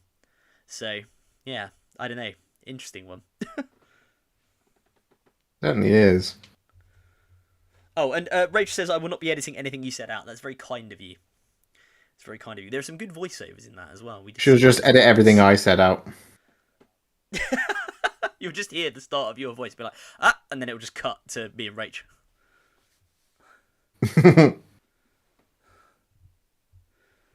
Oh dear. The Warhipster was there. Don't know what he was doing because he didn't say anything for the whole time, the whole duration. It was interesting. I like it. Andrew Begg said Tzeentch as well, going back to our Chaos God question, because Silver Tower got him back into the hobby, so he'll go with Tzeentch. It's a good choice. Tzeentch. Yeah, you're a gaunt summoner just like me. Silver Tower's an excellent game. Yeah. Yeah, again, never played it. I have some of the minis, weirdly, but because they were given to me by somebody, but I've never played at Silver Tower. Emily has posed an interesting question. She says, can you imagine if Slaanesh and Khorne made up the Night of Passion? Don't know if that's the right word, but that would happen. So I'm sure there are places on the internet where people write fiction about this sort of thing, Emily, which you can go and check out. But yes, I'm sure that would be interesting. Although I just think Khorne's too angry. I don't think he could ever make up with Slaanesh. And I think Slaanesh probably enjoys goading Khorne. So I don't think those two would ever really, have a more platonic relationship or even a romantic relationship. I don't think it would necessarily work for the two of them. But hey, who knows? My favorite. Real space would be broken and torn if that ever happened. Yeah, I suspect only bad things would happen if that happened. It's one of those funny things, isn't it? Like how, Slaanesh is arguably the most powerful, despite being the youngest. Because if any of them were to win Slaanesh, yeah. through an X, so say let's say Khorne won. Khorne destroyed the mortal universe through an excess of violence and blood and skulls and this, that, and the other. It means that Slaanesh wins instead, because Slaanesh is empowered by that, which is interesting. They don't win, but then eventually die off, right? Because they need the mortal realm to keep existing to sort of fuel, particularly humanity, because the Chaos Gods are fueled particularly by the. I mean, obviously Slaanesh was born out of the Eldar, but given they're a dying race that seem hilariously numerous for a dying race. But anyway, the Chaos Gods in particular are fueled by the kind of psychic collective of humanity, their impact on the warp in particular. If they were all gone, one of them I think would have victory for a while, but then they would probably just kind of not die off, but like shrink back to what they were. many Yeah. millions of years ago, i.e., just like vague presences in the warp, but not really conscious beings as they are now. No, absolutely. Um, That's but absolutely yeah, you correct. have.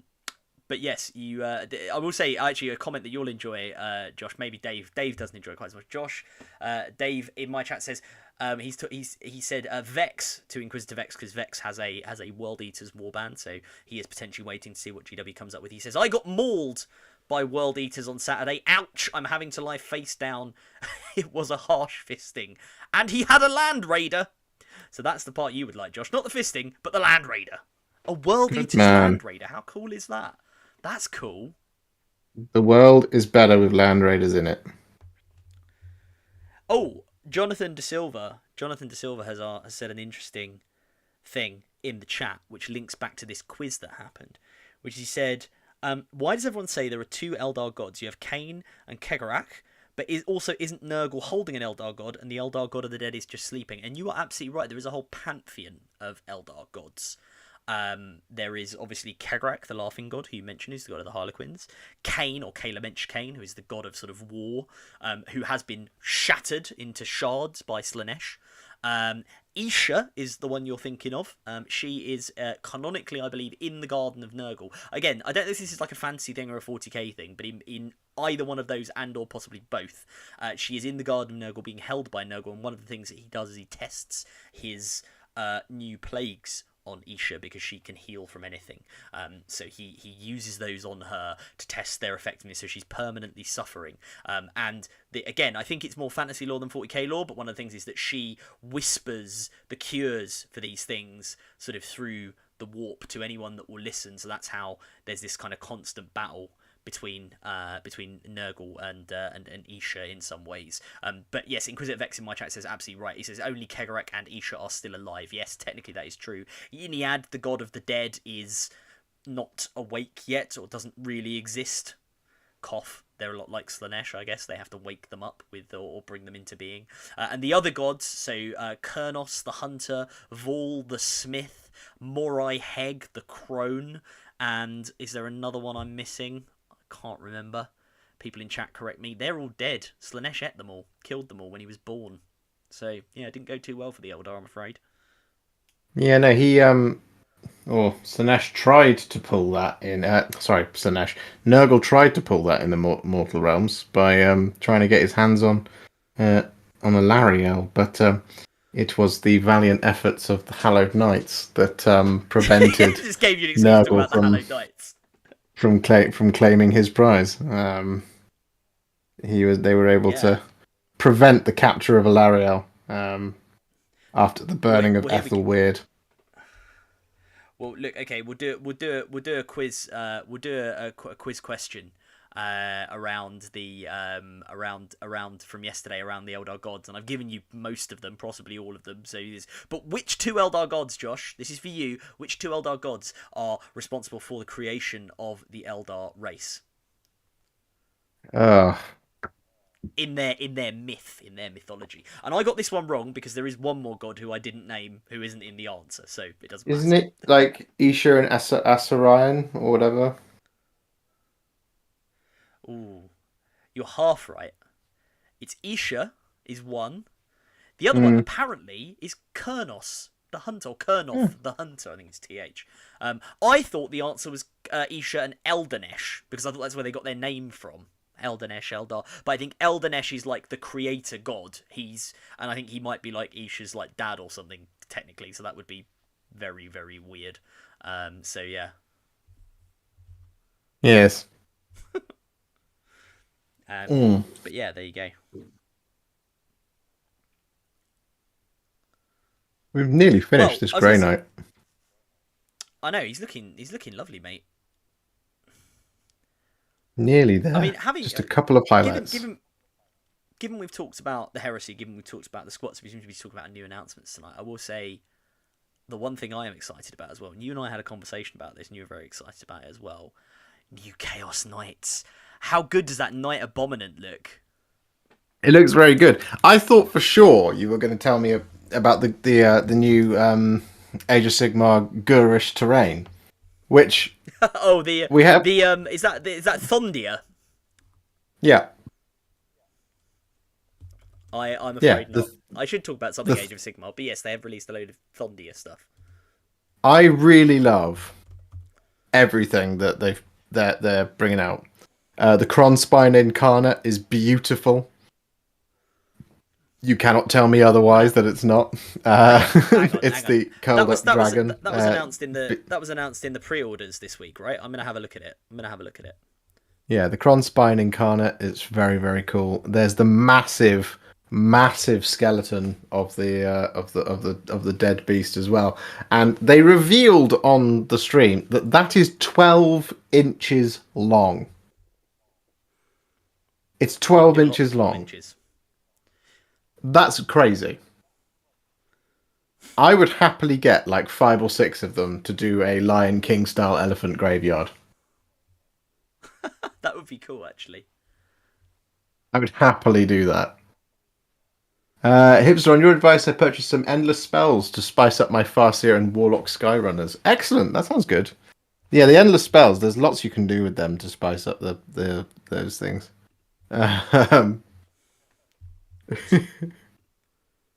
Emily says she could listen to us talk about Chaos all night. Love it. There's so much to cover with Chaos. I can't actually wait to do Codex and Coffee about Chaos. Particularly with the demons, because demons are my jam, as we all know. You do love a demon. Dave in my chat has said in response to the you can do anything with 12 inches comment that anything above 3 inches is a waste. Well, I hope it is. Well, it puts you outside of an objective, so yeah, I guess. Yeah, exactly, yeah, Dave. Anything above 3 inches puts you outside of an objective, mate. No one's interested in it. It puts you out of heroic intervention range as well, subject to certain special rules. So yeah, 3 inches. That's all you need. I read a filthy rumor, actually earlier today when we were talking, Adam. Somebody has decided to spread this on the internet. I don't think it's true, but they are claiming that Slaanesh in their new codex, Slaanesh demons, will not only have advance and charge, but they will also have 6-inch heroic interventions, and they'll still continue to fight first, which is just. So I to be fair, like I've heard on the Chaos Demons Codex from people I know who are more familiar with it than I am, or more familiar with what's going on as far as rumours. So nothing concrete, but everything that I've heard is people going, "Oh, Chaos Demons, oh." So that would not surprise me. I've not heard that one, but that would not surprise me if that's in there somewhere. If that's even if it's like a draft, that was something they threw in. Because that would be the kind of thing they would do. So we're all scared of Harlequins right now in the 40k universe, and then Chaos Demons are going to come out, and it's going to be like, oh! And you are just going to sit there going, rah! As like the only person who's been consistently playing Chaos Demons at competitive events. You're going to be like, see, I told you. Hold on to your arm and believe. I'm going to be a little bit upset, though, if it turns out that by the end of this year, the 3 armies that I have built as my three armies for over the past sort of year or so will be Chaos Demons, and they're top of the meta, Adeptus Custodes, and they are top of the meta, and Tau, and who are now top of the meta. I will look like the filthiest player out there. I'll have to put it all in a box and just play with my Blood Angels until something happens to them.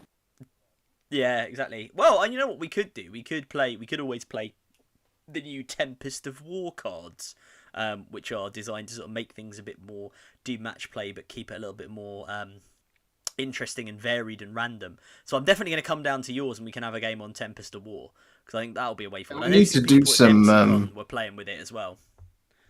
We need to do some more battle reports this year. We do. Would people be interested in seeing more battle reports? Because we've got one. We did one, Josh and I, where we did can Be'lakor. Who would win out of Be'lakor or roughly 500 points of Sisters of Battle? And you should watch that video on Warhipster on YouTube, because it is quite fun. We had great fun making that video because it was ludicrous. And we like ludicrous things. It was great fun. It was great fun. It was. The thing that I think would be really funny now is if because I now know that book really well. If we were to play that same game back again, I was actually able to make up the points, because you had about 600 points, didn't you? Yeah, it was roughly 600 to get the patrol together. Yeah. So I think if My I could lads. make up the points, I think I would trash you each time now. Oh, you would. Also to be fair, because all the sisters' points have gone up, so Yes. you'd lose. Like I wouldn't be able to bring anything near what I did. But yeah, no, that was good. What we can do is we can do Be'lakor versus the souped up Hive Tyrant. I think Be'lakor would still win, but if the Hive Tyrant swings first, he can do a lot. Let's put it that way. Yes. You ignore invulnerable saves now, right? No, doesn't ignore invulnerable saves. He does have a relic which allows him to means you cannot use abilities which allow you to reduce damage. So no feel, no pains, and it also does wound roll on a successful wound roll, not a successful wound roll of a 6, which is what I thought it was originally. On a successful wound roll, you take 1 mortal wound in addition to any other damage. So it can be quite spicy. Should we say that? But yeah, Emily It says it'd be good to see us play a sounds game spicy. live. I'd like to do that. Yeah. Yeah, I'd like to do a live game. That'd be fun. We could do a live streaming battle report. I mean, I can just about manage to get a stream going on my own channel, so why not? Let's go. Let's aim high. Let's become the new tabletop titans. I'll put on a sweater vest. Brian has disappeared off Tabletop Titans because he's off working hard, running his own business. But I will be the new Brian Pullen, but like way less skilled and way less American. Canadian. Brian is Canadian, and pop on a sweater vest to represent the love of Brian Pullen. We could probably just about manage a live game.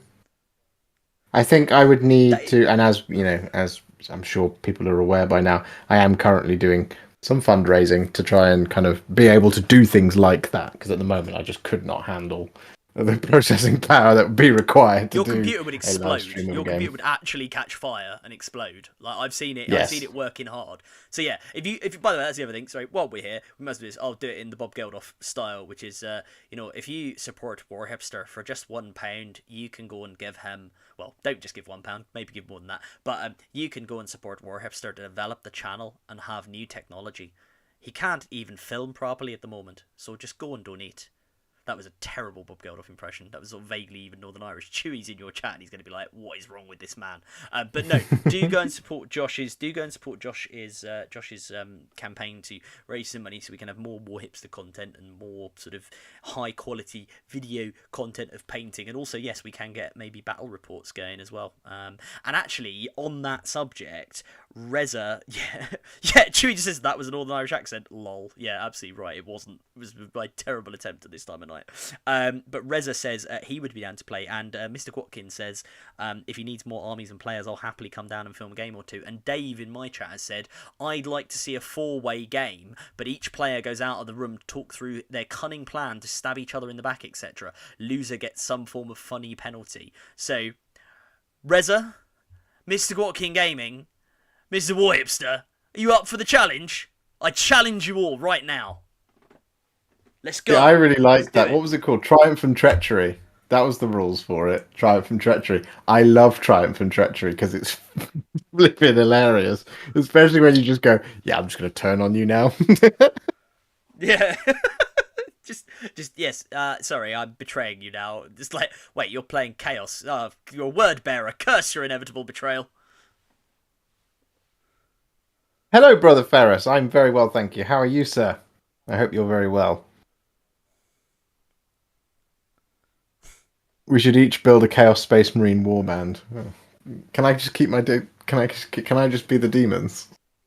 I mean, I'm down for this because I turned around to Miss Dempsey at DempseyCon the other day and said, yesterday, and said, when are we getting the new Champion of Chaos? Because he did a very good video series with Mr. Winter's SEO called Champion of Chaos, where the two of them duked it out to see who would become the Champion of Chaos with his World Eaters Warband, Liam's one, and Mr. Winters was using his Death Guard. Now, I've got Death Guard. Mr. Gwatkin has Death Guard. I'm sure we could cobble together some other Chaos Marine factions, but I do like the idea of building a Chaos Space Marine warband, and we can be sort of mainly dedicated to one god each. You could do Zinch, Right. Josh. You could do your Zinch. Can I be dedicated to Niffle? Niffle. I want to be dedicated to Malice, the 5th Chaos God that was sort of in the lore for a while and then disappeared. I believe people malice remember is now Malice. the term for the old world in Age of Sigmar. Oh, really? Hmm. There we go. He lives on. He lives on in the universe of Age of Sigmar. Well, the old world, I guessed. Brother Ferris says, also great lately. I was a bit worried about you, or rather your mental health, but that's great to hear you're doing better. I am doing better, yeah. I was very, very unwell, and I was very behind on staying up to date with making sure that I had all my videos coming out on time, which is why I needed that week to reset, because that's the first time in about 2 years that well, at least a year, that we didn't do a video on a Thursday and a video on a Sunday, which I think is a pretty good run.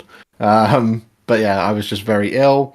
I had a number of things go wrong at once. It was just too much, and Yeah, it that was wasn't part very of the good. reason why I did that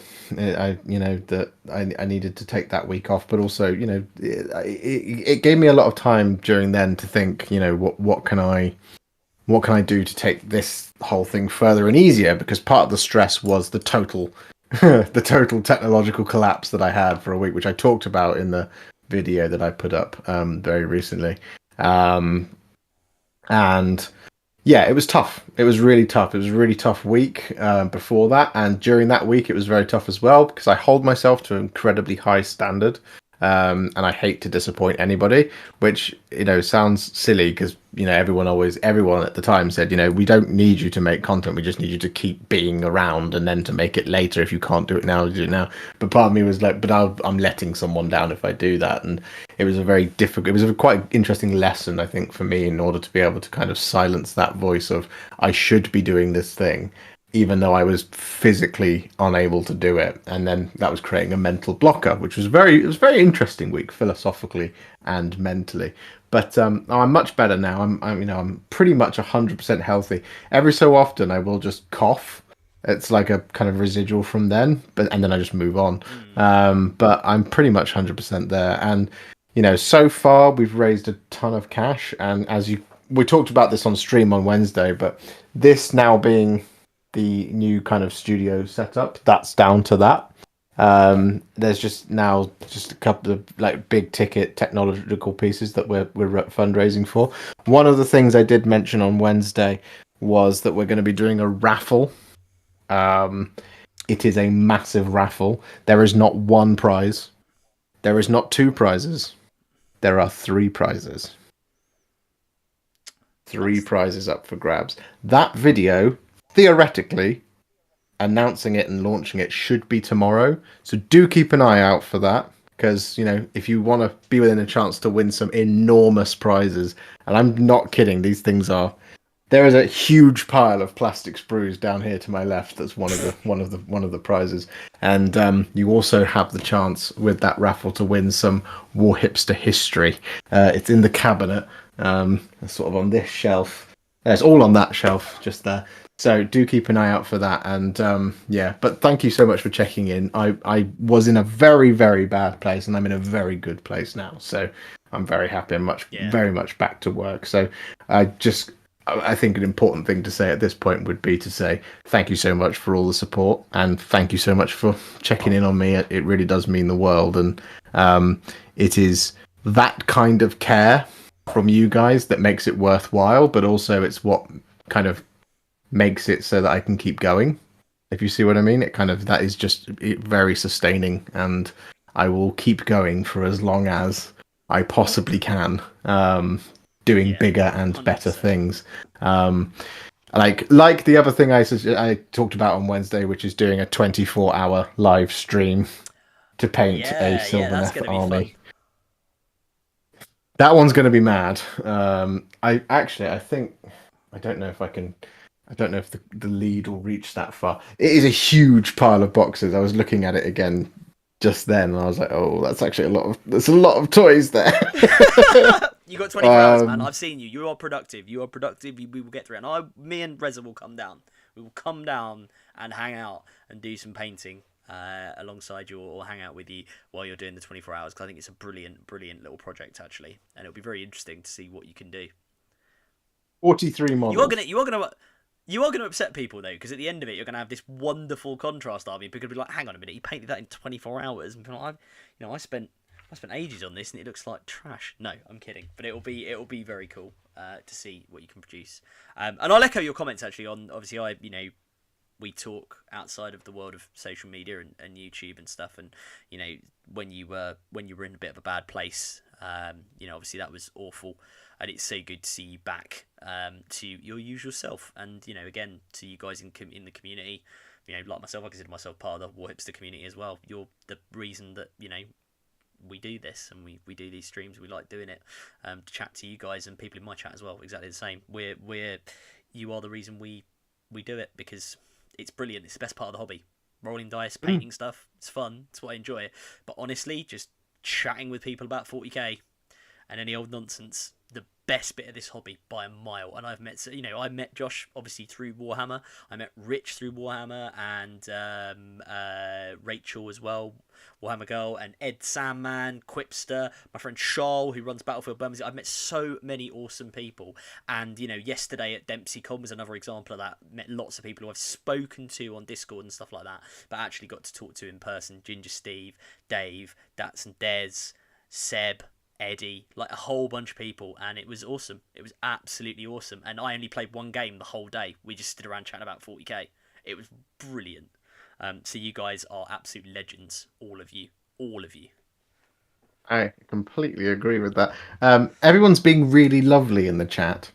I know. You I can guys see, yeah. are so nice. Alvaro El Blanco asks, "What paint/process do you use for the Grey Knight silver armor? This one looks amazing." It is a layer. So sprayed grey cere. You then cover the layer, cover the armor in Grey Knight steel. You then cover the Grey Knight steel in Space Wolves Grey.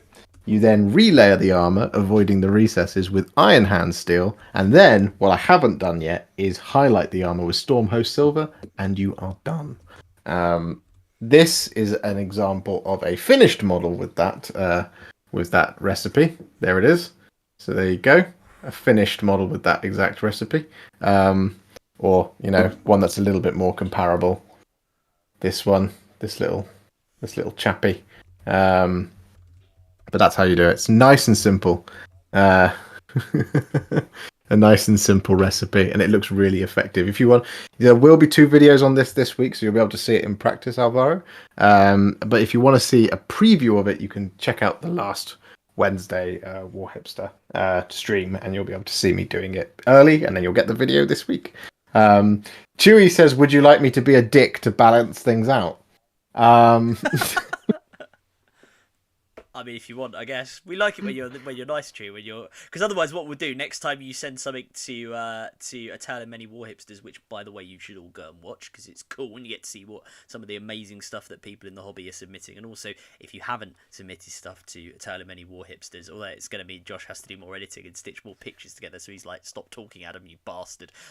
Check out Tale of Many Warhipsters on his channel, and do send in your painted items to be included, because we love looking at them and we love discussing them. Except Chewy's stuff. Chewy's stuff's rubbish. It's not. It's really good.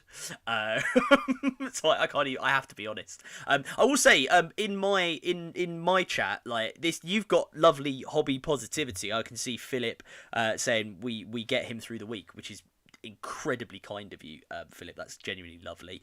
But in my chat, I've got Castellan challenging me to a game. He's challenging everyone. He's challenging me. He's challenging Dave. Are you challenging Warhipster as well, Kaz?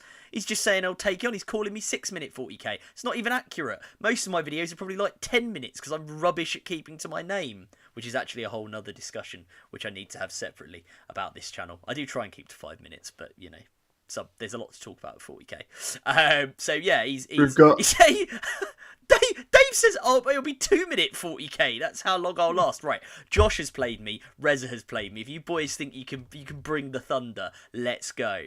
Let's go. Because they've played me. They've seen what I will do to their armies. Oh, you and I drew. Yeah, that's true. We did, but that was because we both picked stupid secondaries because we fancied a laugh. Yeah. Yeah. And also, Kaz called me Minuteman. Yeah, mate. Yeah, 1 minute to beat you. That's all I need. 1 minute. Oh, he's bringing such hardcore energy. I've got two things in my chat over here. We've got Jonathan, otherwise known as Mr. Bolt Rifles, as you know. It's been a while, Mr. Hipster, Another but can you describe the colour of the clothes you're wearing in Citadel paint names? Yes, I can. This right here is a nice and simple Team Gecko t-shirt. Fun at all costs is what the FAAC stands for. This right here is Corax White, nice and simple. It is a black t-shirt, so you could go with an Abaddon black or a Corvus black, depends on your choices. Or indeed, you could use one of the many recipes for black that I have. It's quite a cold black, so I would recommend doing something like Basilicanum Grey followed by Black Templar. Now, the other clothes that I am wearing some sort of dark camouflage jogging bottoms. Now these would be quite difficult to do with contrast paints. We've got Basilicanum Grey on there and we've got Black Templar, but you could also do this as Corvus Black and you could do this as Mechanicus Standard Grey. That would be all of the clothes that I'm wearing. How would you describe the clothes that you're wearing in just a second, Adam, in terms of your Citadel paints?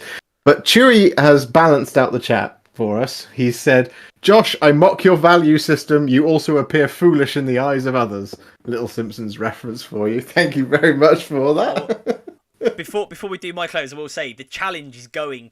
This is great. We've got like cross-channel, cross-chat challenges because Mr. Bolt Rifles, Mr. Jonathan De Silva, has said if that person in your chat is throwing down the challenge, this is you, Kaz, right? Mr. Castellan. Yeah, he's also in that chat as well, so he can come challenge you directly. He says, please tell him me, brackets Bolt Rifles, is more than happy to pick up that challenge. So there we go. There we go. I might have just accidentally put my hip out, lifting up my leg like that. Lifting your leg. This is why you need to do squat. This is why squat goals are a thing. So that your hips. Oh yeah, good point. So that those squats I did at the start of the stream.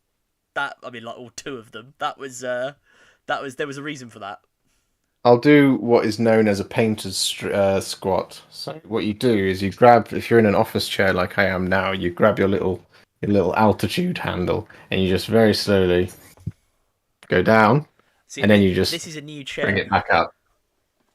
Right, this is a new chair, so I have no guarantees whether this will. Well, I don't even know where the things are. This was like my birthday present from my wonderful other half. It's like gaming chair, and it's got a thing on it somewhere.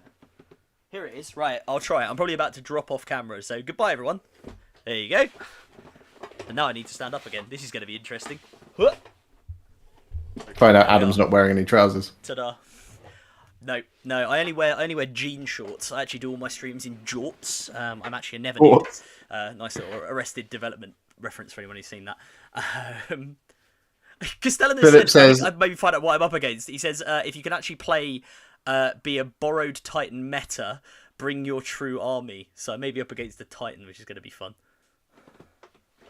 It's funny because I think a lot of I was thinking about this the other day.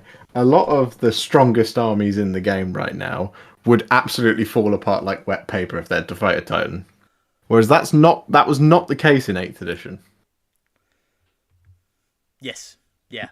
Because lots of people bought a lot of anti-tank in 8th edition, because you needed to. Whereas 9th edition is not a tank meta. So, even with dealing with something like the Void Weaver spam, at the moment, you wouldn't need to bring tons of las cannons. You just need tons and tons of strength 6, and a lot of strength 6, because of all the -1s and all that kind of stuff to hit. But right, Bolt Rifles laughs in haywire. Yes. Titans are a little more tricky to tackle with their void shields and stuff like that, but. Having played against one once, it was a lot of fun, and I got bullied. I like it. And Mr. Watkin has said maybe you should put together 2,000 points of salamanders for the 24-hour challenge. Not sure he can paint as fast as Josh. And Dave has said in my chat, I'll tell you what's scary. Forget Titans. Wraithguard. New Eldari book has some spice. Josh and I have already talked about that, I think, on one of the previous Sunday shows. Phantom Titans.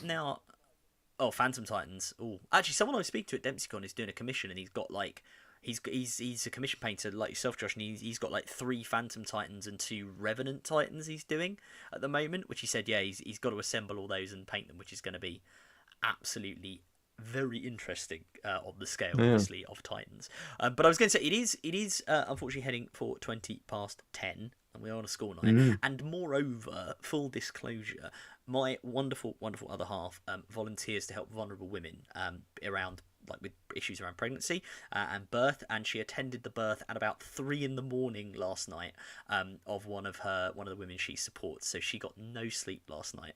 So you may have seen the door just sort of open in the back of my stream there. She just came in to ask, am I going to be done soon, because she would quite like to actually get some sleep. So given that she is offsetting my moral decrepitude by being a wonderful human being and helping people out, people who really need the help as well. I was going to say, if you are in London, do check out Women's Health and Family Services and Maternity Mates. They're the services she works for, and they are awesome. They support people. So if you are into that sort of thing, please do support them generously. But yeah, I think we will have to sort of head towards an end there, if that's okay. It's all right. That's all right by me. I'm nearly done with this guy. Couple of highlights left to go. So yeah, should be done by tomorrow, really. So I think all that is really left to say is, first of all, Kaz, bring it on. Let's go, right? Bolt Rifles is in, I'm in, Gorkin's in, Dave's in, Josh is in, Rez is in, we're all in. Let's go, right? Second of all, you are all wonderful, and thank you for joining us tonight. It's been great fun to hear your suggestions. And Mr. Boob, I will DM you separately, because I said you would win a prize and you have won a prize, and I will sort that out with you. I'll do that on Instagram, I think. And yeah, from me, I guess, for people who are in Josh's chat, please come over to youtube.com/5minute40k. Consider a like, consider a subscribe. I do little videos on Warhammer, on 40k, on lore, on rules, etc. And for those of you that are in my chat that haven't done it already, please go and check out youtube.com/Warhipster to see Josh's amazing painting tutorials and other general amazing content, obviously featuring the legend that is Josh. And again, please like, subscribe, and please consider generously supporting Josh's campaign to improve his setup so that he can do even more of the amazing work that he already does. Very, very kind of you. I don't have much else to add.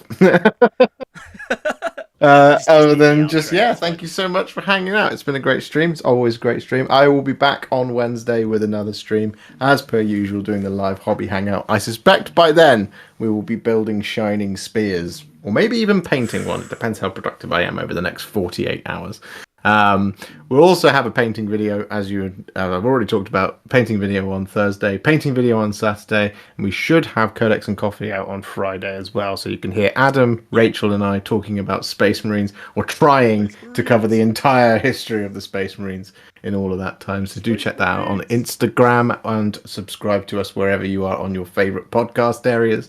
And I thank you so much for hanging out. We will see you next time on the next Sunday show, and I will see you all this week. So thank you very much for watching. Happy wargaming, everybody. You guys are the best community on the internet by far, and I will see you next week.